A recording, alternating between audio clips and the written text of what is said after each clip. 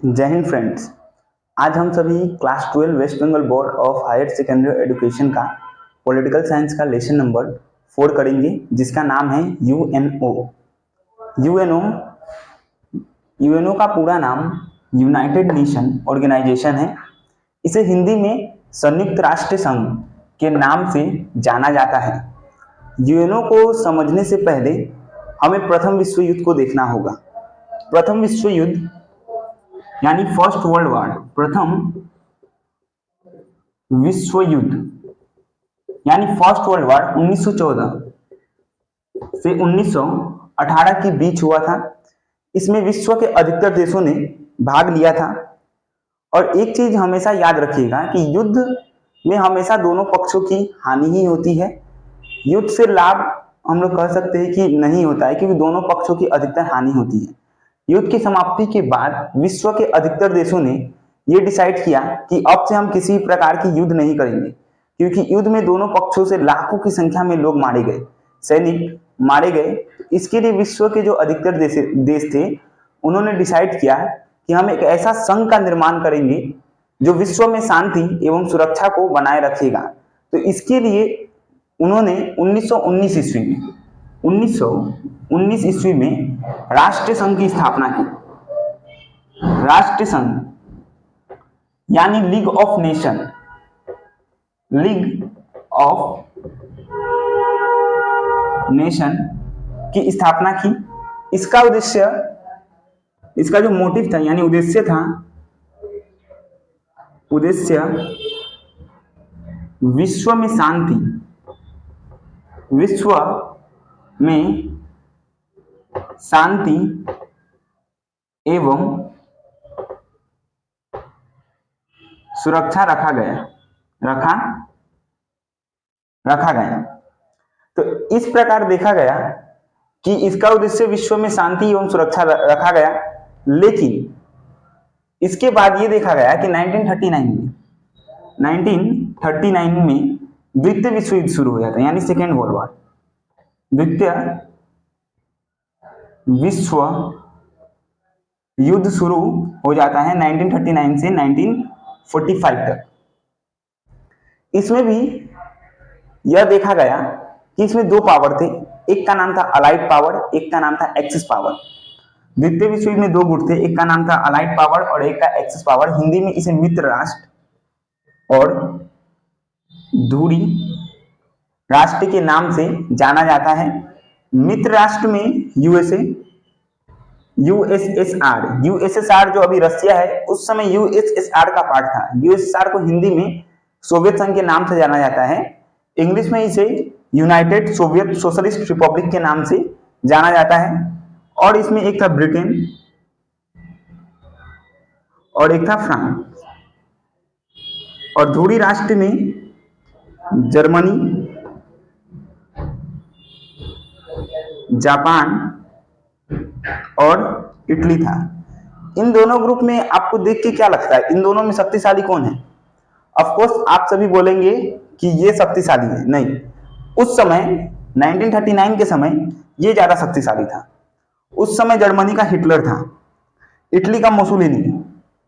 इन लोग के नाम से ही आदमी में बहुत ही भय उत्पन्न होता था। अमेरिका हो गया, यूएसएसआर हो गया, ब्रिटेन हो गया, फ्रांस हो गया, ये वर्तमान समय में अर्थात प्रेजेंट टाइम में पावरफुल कंट्री है। तो ये देखा गया कि इन दोनों देशों के बीच फिर से युद्ध हुआ। अर्थात इसका जो उद्देश्य, राष्ट्रीय संघ का स्थापना किया गया था विश्व में शांति एवं सुरक्षा, ये 1938 तक चला। 1938 तक चला, क्योंकि 1939 में क्या देखा गया, फिर से द्वितीय विश्व युद्ध शुरू हो गया, इसलिए इसका उद्देश्य समाप्त। द्वितीय विश्व युद्ध में भी यह देखा गया कि बहुत ही हानि हुई, बहुत ज्यादा हानि इसमें देखने को मिला। अमेरिका जापान पर एटम बम गिरा देता है, उसके हिरोशिमा और नागासाकी शहर पर। हिरोशिमा पर 6 अगस्त और नागासाकी पर 9 अगस्त को गिरा देता है। तो ऐसे करके देखा जाता है वहां पे बहुत ज्यादा जनधन की हानि हुई। अतः अब विश्व के देशों ने फिर से डिसाइड किया कि नहीं, अब से हम किसी भी प्रकार की युद्ध नहीं करेंगे और विश्व में अब की बार शांति एवं सुरक्षा को हम जरूर बनाए रखेंगे। इसके लिए उन्होंने यूएनओ की स्थापना की और राष्ट्रीय संघ असफल इसलिए रहा क्योंकि ऐसा माना जाता है कि इसमें उस समय अमेरिका इन्वॉल्व नहीं था। अतः इस प्रकार अब हम यूएनओ को देखेंगे। इससे पहले मैं इसको थोड़ा मिटा देता हूं।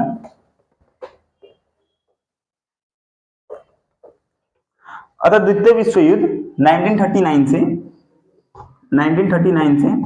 1945 तक चला। तो 1945 में 24 अक्टूबर 1945 को यूएनओ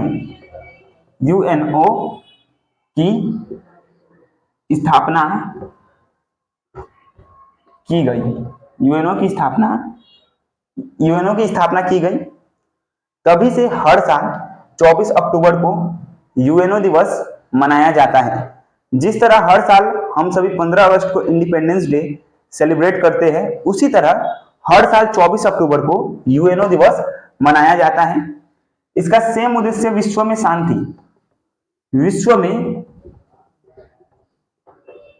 शांति एवं सुरक्षा रखा गया। पहला ये बोल सकते हैं। दूसरा अगर हम लोग बोल सकते हैं तो मानव अधिकारों की रक्षा करना। यूएनओ का जो लोगो है उसमें कुछ इस तरह के दो है, ऐसे करके पत्ती है, ऐसे करके पत्ती यानी जो पेड़ का पत्ता होता है उसका दर्शाया गया, और बीच में जो मानचित्र है विश्व का उसका दर्शाया गया है। ये पत्ती हमें बताती है कि विश्व में शांति कायम करने के लिए इसका लोगो में इस तरह कुछ डिजाइन भी किया गया है। अतः इससे पहले भी हम लोग को ये जानना होगा कि ये यूएनओ है, तो इसका नाम किसने रखा कि इसका नाम यूएनओ होगा। तो इसका यूएनओ का नामकरण अमेरिका के राष्ट्रपति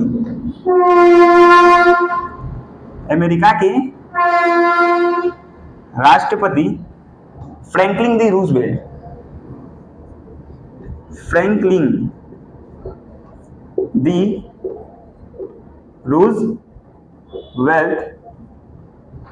ने इसका नामकरण किया, यानी इसका नाम दिया कि इसका नाम होगा संयुक्त राष्ट्र संघ। और ये यूएनओ है, तो यूएनओ का इसका मुख्यालय यानी हेडक्वार्टर न्यूयॉर्क में है, न्यूयॉर्क शहर में है, ये स्थित है, न्यूयॉर्क में है। और इसके जो अंग है, यूएनओ के अंग है वो 6 है। अब हम इसके अंग को देखेंगे।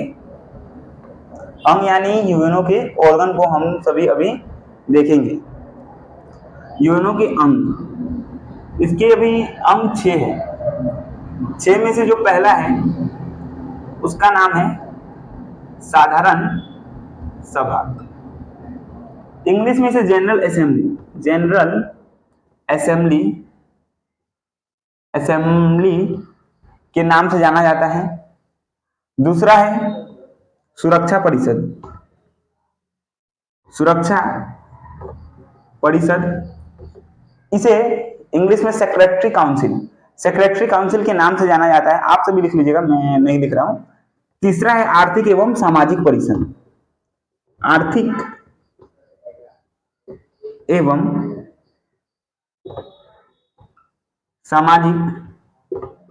परिषद, चौथा का नाम है प्रन्यास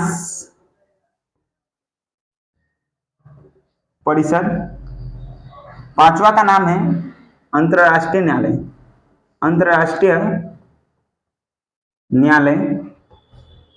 न्यायालय। और जो छठा नंबर पर आता है उसका नाम है सचिवालय।